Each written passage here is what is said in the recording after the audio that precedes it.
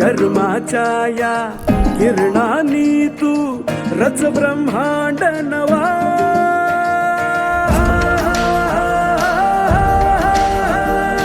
उदयाचा सूर्य तू, सूर्याचा पूर्व तू, गगनाचा गर्व हे तू.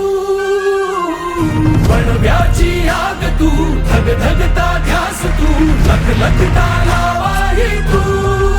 रामशेठ हाच एक पक्ष आहे, रामशेठ हीच एक संस्था आहे, रामशेठ हीच एक व्यक्तिमत्व आहे.